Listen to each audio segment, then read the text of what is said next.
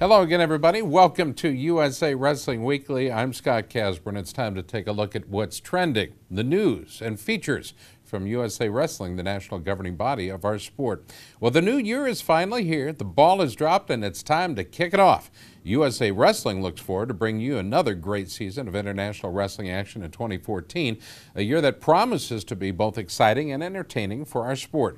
We hope that all of you members and fans had a wonderful holiday season with family and friends. While many of us were enjoying a holiday break, there was plenty of great wrestling action going on. Let's head over to Windsor, Colorado, where the national women's teams from both the U.S. and Russia battled it out in a dual meet format. The second match between the two nations, who had spent 2 weeks training together just prior to competition. In a 9-bout card, Team USA looked strong as they defeated Russia 6-3 in front of a capacity crowd at Windsor High School. Two U.S. wrestlers were asked to wrestle twice, and both Americans came up big, winning both of their bouts. Two-time world bronze medalist Alyssa Lampe had her first match at 105 against Elena Vostrikova. After a wild first period, Lampe led 8-4. She came back strong in the second with a takedown, then stacked the Russian for the fall. Later in the night, Lampe jumped up to 112 pounds to battle junior world medalist Stalvira Orshush. Lampe fell behind 4-0 but got her offense going, taking Orshush down and turning her for a 14-4 tech fall. Alyssa talked about her big night.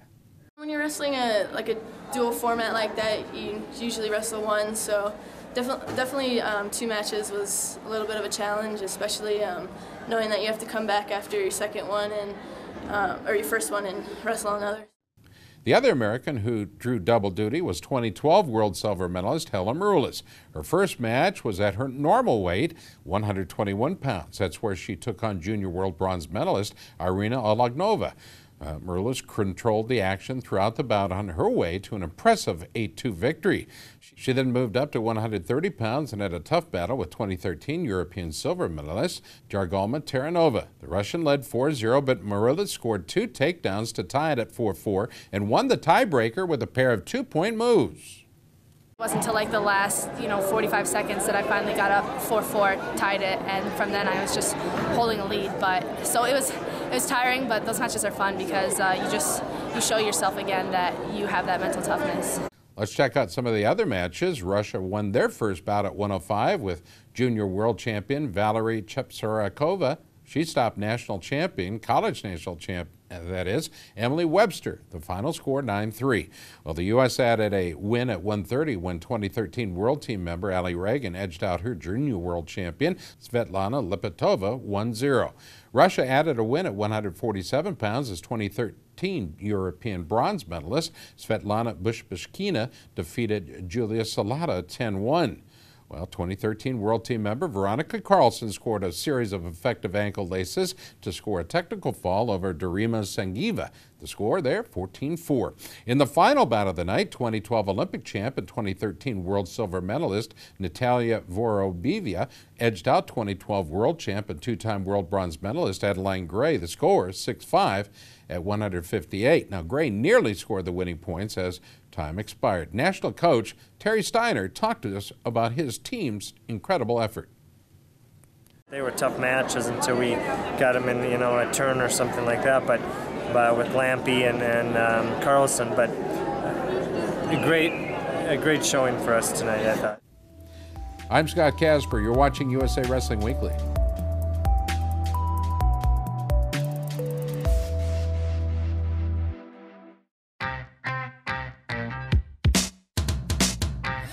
ASICS has been there. They've been the lifeblood of the sport. It's been a long time, and they've been at the top of the game every year, forever. And I'll tell you what, now that I think about it, maybe that's where I've gotten my inspiration, because I always want to be in the top of my game in wrestling, and I think that's where ASICS is and wants to be as well.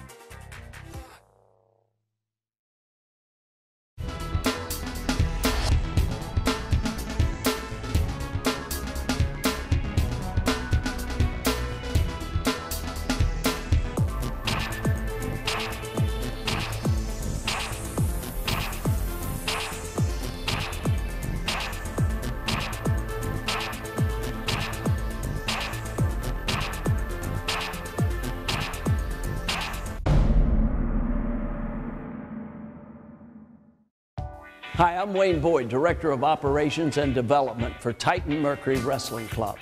The club was founded to help wrestling worldwide, especially at our senior level, of course at the collegiate level and the high school level. But the most important level for Titan Mercury Wrestling Club is the kids level. And these are some of the guys today that will be tomorrow's Olympic champions. Let's hear it, guys. Titan Mercury! That's Titan Mercury Wrestling Club, San Marino, California.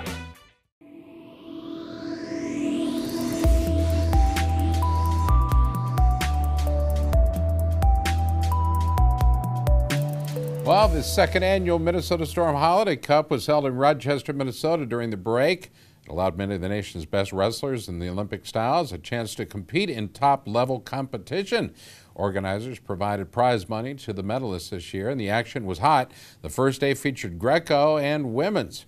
In Greco, 2013 U.S. World Team member Jordan Holm won a 5-athlete round robin at 185, a 4-0 record, including a 3-1 decision over 2012 Olympian Ben Provisor. He was named Outstanding Wrestler in Greco at this year's event. Yeah, it was a good match. Ben always stays in good position, and figured there's some spots in the match where I'd be able to score. I thought maybe be able to get a few more points on the board. Kind of wanted to make it more entertaining, but Ben always stays in good solid position. It's tough to score on. Well, joining Holm as a repeat champion from last year was the always exciting Kendrick Sanders at 163. He scored an 8-0 tech fall over Jordan Spieler in the finals. Another repeat champion was Dr. John Wechter at 211. He stopped Joseph Rao in an 8-0 finals bout. 2012 freestyle Olympian Sam Hayeswinkle entered a Greco event for the first time in more than 5 years and came home with the 121-pound gold medal, defeating Isaiah Verona 2-0. Two-time Olympian Spencer Mango moved up to 132 and scored a 9-0 tech fall over Sammy Jones in the finals. And the Marine Corps had two Greco-Roman champs, Bryce Sidoris at 145 and David Arndt at 264 pounds. Claiming the Outstanding Wrestler Award in the women's freestyle class was Othella Ferroletta, who won a 3-athlete round robin at 130 when she beat 2012 Olympian Kelsey Campbell and 2012 U.S. Open runner-up Melissa Apodaca. I came into the matches really excited. I was very, very nervous. I haven't wrestled since Olympic trials, so I was really nervous, and they're both very good competitors. So I just had to really keep my feet moving and believe in my shot. Catherine Fulp-Allen was the 112-pound champ when she stopped two-time World Team member Jessica Medina in 2 straight, 2-1, and by pin at 4:57 of the second bout. College star Jakara Winchester upset 2011 U.S. World Team member Whitney Condor in 2 straight at 121. The scores 8-4 and 15-6. 2013 U.S. World Team member Victoria Anthony swept Paulina Biaga with a pin and a tech fall for the title at 105. We go to day 2. The action there just as hot. The Holiday Cup featured freestyle and something new, women's Greco. Claiming the Outstanding Wrestler in men's freestyle was the big man, Dom Bradley, who beat talented Gerard Trice in 2 straight bouts, 10-0, 4-0. I wanted to come back with a bang and send a message, and some guys wrestled 13 times. I just figured might as well take it to him. I have nothing to lose. I mean, I just had to go out there and wrestle, and I'm just happy to be back. Well, winning the Holiday Cup for the 2nd straight year was Zach Sanders at 121. He had a big win over Olympian Sam Hayeswinkle. In the largest weight class of the men's freestyle tournament, Chase Pammy won the 145.5-pound division with a 4-0 record. Winning in their weight class and round-robin style, B.J. Futrell at 132, Kyle Rochelle at 163, Tyrell Todd at 185, and Deron Wynn at 211 pounds. Now, the Outstanding Wrestler Award in women's Greco, it was Whitney Condor, who won a 3-athlete round robin at 121, including a 9-5 win over runner-up Jakara Winchester. I was trying to try things and try a throw because I wanted to actually get a throw in today, so it was kind of nice to be able to try it. I really like doing it. I wish we could have more Greco. 2008 Olympic bronze medal winner was Randy Miller, if you recall, a Greco-Roman champ, sweeping best-of-3 series over Tamira Mensah at 158, 4-0 in bout 1 and 5-0 in bout 2. Good job there. Well, headlining the holiday season, as always, the annual Ken Craft Midlands Championships. It's held at Northwestern University for the 51st year. Traditionally one of the toughest tournaments of the year, this one was loaded with outstanding bouts and a few big-time upsets. Thanks to the Big Ten Network and Takedown, we were able to capture the event for this week's show. When it was over, the University of Iowa came away with a dominant victory, setting a brand new team record for points of 187.5, beating the old mark of 185 they set back in 2007. Tom Brand's team came away with 3 individual titles at this year's event. At 125, Thomas Gilman defeated Gerard Garnett, the former Virginia Tech star, who's now coaching at Bucknell. The score, 6-1 in the finals. Gilman entered with a number 4 seed, while Garnett came in as number 2. Gilman also had a big win in the semifinals when he knocked off returning NCAA champ Jesse Delgado of Illinois, 3-1. I look at names, or, they're just normal guys like me, but, it doesn't matter if he's a state champion, national champion, world champion, you got to wrestle them all the same. So. Well, defending NCAA champion Derek St. John was in control throughout on his way to a 9-3 victory over Taylor Walsh of Indiana. That in the finals, of course, at 158. He snapped Walsh's 15 straight pin streak. You got to go out there and you stay basic. It might not be flashy, but it's not always the flashy things that get it done, and, just go out there wrestling tough. Staying basic was what helped coming out. At 174, Iowa's Mike Evans took advantage of a new rule and pinned Shane Hughes of Columbia in 2 minutes 14 seconds in the out-of-bounds area. Evans scored the most team points of any wrestler at the 2013 Midlands, with 29 on the board. Come out here and just dominate the competition. It might have beat me, but, competition sees that. Competition sees what you're about. And when you go out there and you put people to their back and you send a message, the entire country's going to hear it. Well, there was a big surprise at 33. That's where Northern Iowa's Joe Colon pinned 2013 NCAA runner-up Tony Ramos of Iowa. He did it at 2 minutes 37 seconds. Cologne also defeated the number 1 seed A.J. Schopp of Edinburgh 3-0 in the semis and was named the Dan Gable Outstanding Wrestler and the Art Craft Champion of Champions. Someone doesn't think I can do it, I want to go out and prove them wrong. That's just how I am, it's how I've grown up, and that's just how I'm going to keep doing this whole year. Edinburgh's NCAA runner-up Mitchell Port won the 141-pound crown in dominant style, stopping Steven Rodriguez by major 11-2. I've been struggling using a couple moves on my feet, still kind of hanging out there. Kids taking advantage of me letting them take shots instead of me taking shots. A couple of the matches I worked on that a little bit. Finals was still a little slow on my feet. Well, it was a big night for Maryland's big men, who won 2 Midlands titles for Coach Kerry McCoy. Jimmy Sheptock scored a takedown in the sudden victory overtime to stop Ethan Lofthouse of Iowa 3-1 at 184 pounds. It's kind of been a reoccurring theme throughout the tournament that I'm going to take a good shot. I'm not going to take a thousand bad ones, just the ones that are there. So it seemed to be working, so pretty happy with the result. Well, Christian Boley, who trailed early, came on strong for a 9-5 decision over Braden Atwood of Purdue, giving the Terps their second champion. Wrestling season's so long, and this is a good halfway point to, measure your skills and to just know where you're at, conditioning, things that you need to work on against high-level competition. All these people you'll see at the Nationals, so it's a good thing, it's a good step. True freshman Adam Kuhn of Michigan continues to impress, defeating Iowa's Bobby Telford in the heavyweight finals 3-2. Kuhn was also champion at the Cliff Keen Las Vegas Invite. I try to push the tempo as hard as I can. In that last match, we were both pushing the tempo as hard as we could. So it just came down to, willpower, who's willing to get that move, and there's a little bit of luck that goes along with it, and luck was just on my side in that match. Lehigh brought home a champion at 49 when Mitchell Minotti won a tight match with a last-second takedown, stopping Eric Grajales of Michigan 5-4 in overtime. Getting put under the spotlight here makes it a little bit more difficult, but we got to train to be able to handle that, and I think I did a decent job, and I hope to improve on that. Well, North Dakota State had its first Midlands champ as top-seeded Stephen Monk stopped Nick Moore of Iowa 4-2 at 165. I felt I had a little slow start to the season, took an early loss, but ever since Iowa State and this tournament, I feel like I've been stepping it up lately and wrestling how I should be. Placing second behind Iowa, Edinburgh, followed by Michigan, Illinois, and Northern Iowa. Iowa's Tom Brands talked about the Midlands title. we made a point more than tonight. We made a point the night of the Penn State meet afterwards and into the Christmas holiday that we have to do a better job urgency-wise. Another big holiday tournament, the annual Southern Scuffle in Chattanooga, Tennessee, was going on as we went to production this week, so we'll bring you updates from that event on next week's show. You're watching USA Wrestling Weekly. Stay tuned.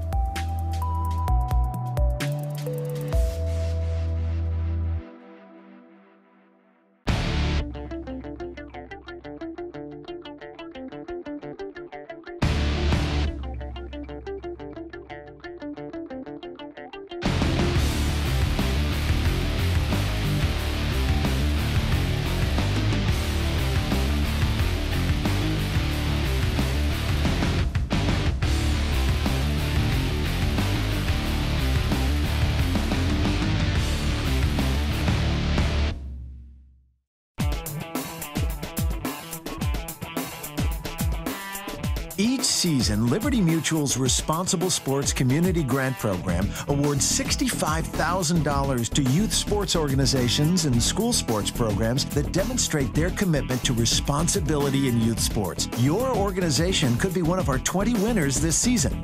It's easy. Simply visit responsiblesports.com and click on the Community Grant Program. Administrators register their organization with the program, then reach out to rally parents, coaches, and team supporters to log on and review either the Responsible Sports Parenting or Responsible Coaching Guide. Then complete the quiz and showcase your mastery of the concepts. Every successfully passed quiz is worth a point that you can credit to your favorite youth sports organization or school sports program. Connect with friends, family, and neighbors to rally more support. The teams and schools with the most points at the end of the grant period win. It's that simple. Watch the leaderboard throughout the grant season, then rally more of your supporters to increase your totals. Liberty Mutual is committed to celebrating and championing youth sports and to financially supporting organizations that demonstrate their commitment to responsible sports. Join the movement and start earning points toward your community grant.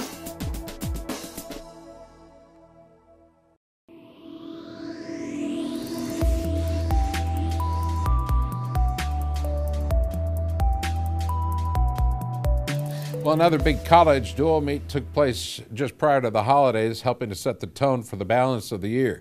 Top-ranked Penn State agreed to a non-conference duel with top rival Iowa and travel out to Carver Hawkeye Arena to test themselves December 21st. Visiting Penn State was missing 2 starters, but notched a 24-12 win over the number 2 ranked Iowa in front of some 13,747 fans. Well, the Young Lions won 7 of 10 before a huge Hawkeye crowd that gathered despite the very bad winter weather in Iowa. NCAA champ and top-ranked David Taylor of Penn State looked dominant, taking a 12-3 major over Iowa's Nick Moore at 65. Penn State's offensive. We got guys that are going out and scoring points. You know, we want to keep growing as a team. And you know, these are the environments you got to go out and you got to put on the line. If you're going out and you wrestle Iowa and you're trying to hold on by a point, you're going to get hit for stalling. You're going to lose matches. Two-time NCAA champ Ed Ruth of Penn State earned a 12-4 major over number 2 ranked Ethan Lofthouse of Iowa, doing so at 184. Ruth scored 5 takedowns and has now won 80 straight bouts in college. NCAA runner-up Matt Brown of Penn State scored a first-period takedown en route to a 4-1 win over Iowa All-American Mike Evans at 74. Evans beat Brown in a dual meet here last season. 2012 cadet world champ Zane Rutherford of Penn State used a third-period takedown to defeat Iowa's Josh Jeva 4-2 at 141. Other Nittany Lion winners included Nico Magaludis at 125, Zach Bites at 149, and Morgan McIntosh at 197. NCAA runner-up Tony Ramos of Iowa finished off PSU freshman Jimmy Gulabon for a fall early in the third period at 33, and the Iowa crowd absolutely erupted. The thing they thought maybe I was looking for it too much instead of as last year wearing on guys, and the openings were just happening. You take them. Third period I picked neutral because I knew he was ready to fall on his face. I was faking, he fell to his knees, and it just happened. It was there. Other winners for the Hawkeyes included NCAA champ Derek St. John at 57 and All-American Big Bobby Telford at heavyweight. Penn State coach Kel Sanderson talked about his team's performance. Try to do the same thing we always do and just focus on the same things, and that's just hustle and, you know, we encourage our guys to make mistakes out there because, you know, that's how you get better, and that's how you learn. And we were a little tight. I think that happens. But and you're wrestling good guys, so again, that happens.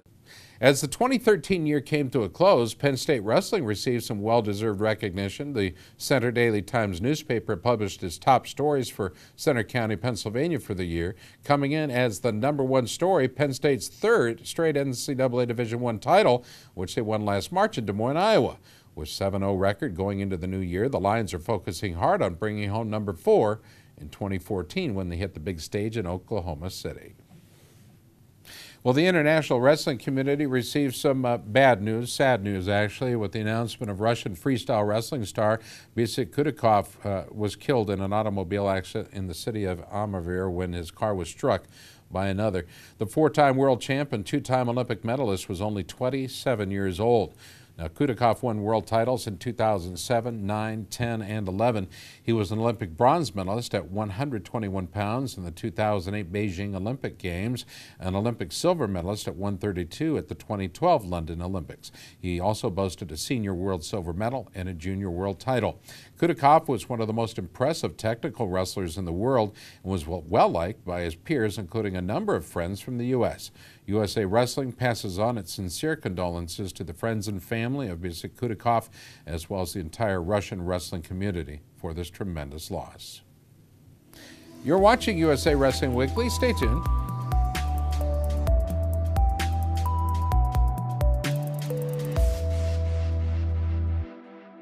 There comes a point in your life that determines who you are, whether you will lead or follow, whether you will fight or give in, whether you will win or lose,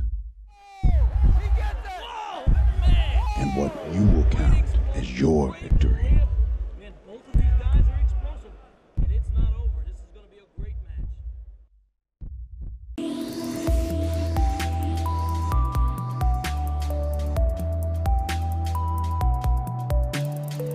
As we dive deeper into the new year, there will be a whole new reshuffling of the best international wrestlers in the world. Now, just before the holidays, FILA announced that it will be going to 8 weight classes in each of the Olympic styles for the World Championships, 6 Olympic weights, 2 non-Olympic weights in each style. Now, wrestling fans will have the opportunity to see athletes at the new weight classes in 2 major international events that will be hosted right here in the U.S. in January. The Jack Pinto Cup, a Greco-Roman international dual meet event, will be held at the U.S. Olympic Training Center in Colorado Springs Saturday, January 25th. Now, the event is named in loving memory of a young wrestler named Jack Pinto, who was among the tragic victims of the elementary school shooting in Newtown, Connecticut just last December. There was a great feature story on Jack, which talked about his passion for wrestling and sports in a recent edition of Sports Illustrated. Well, the United States will put 4 teams out on the mat to compete against 4 foreign teams in the Pinto Cup and will be streamed live by themat.com and themat.tv. Also coming to the Olympic Training Center will be the Dave Schultz Memorial International on January 30th and Feb 1. Competition will be held in all 3 Olympic styles at this annual extravaganza, featuring top American wrestlers taking on stars from around the world. All 3 days of action will also be streamed by USA Wrestling. Team USA will also have athletes in action overseas in January, with a men's freestyle team competing at the Ivan Urigan Grand Prix in Krasny York, Russia, January 24th through the 26th. All 3 of the national teams will have major training camps in Colorado Springs during January, and we'll have interviews and features from America's best in the coming weeks. So we invite you to stay tuned for that. Well, wrestling fans and MMA fans had a chance to see one of their wrestling heroes over the holidays on UFC 168, that fight card that was held in Las Vegas at the MGM Grand. It was Chris Weidman, who is an All-American wrestler from Hofstra, who sought to defend his UFC middleweight title against Anderson Silva, considered by many to be one of the greatest MMA stars in history.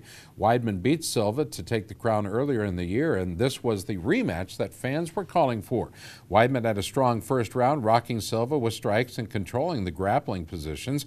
In the second round, Silva was unable to continue when he broke his leg as Weidman checked the kick, and the Pride of Long Island retained his UFC belt. Just after the fight, the UFC announced that there will be 2 Olympic wrestlers who will headline UFC 170 on Saturday, February 22nd in Vegas. In the women's bantamweight title fight, 2004 Olympic silver medalist Sarah McMahon is getting her rightful title shot against current bantamweight champion Ronda Rousey, who was an Olympic bronze medalist in judo. McMahon was also a world medalist for the USA in wrestling before becoming an MMA fighter. Sarah will enter the fight with an unbeaten 7-0 record. In the other main event, 2-time Olympic freestyle wrestler Daniel Cormier will battle another respected former wrestler in Rashad Evans at 205. Cormier is a world bronze medalist and was a star at Oklahoma State. He'll bring a 13-0 record into the octagon against Evans, a veteran star who wrestled at Michigan State. Well, it's time for our USA Wrestling Photo of the Week contest. The pictures are sent in by families and fans from around the country and are being considered for all of our photo contests, including the USA Wrestler magazine and our Facebook page. Now, this week's photo was sent in by Dennis Kramer. He sent it in. It's a great shot. Illinois high school stars Josh Albert of Dakota and Jared Cortez of Glenbard North at 132 at the Al Dvorak Memorial Tournament. Albert won the bout between 2 of the nation's best young stars. You can have your photographs considered simply by emailing them to the very hardworking Gary Abbott at gabbott@usawrestling.org. Folks, that'll do it for this week's show. From all of us at USA Wrestling, Happy New Year. I'm Scott Casper, and thanks for watching.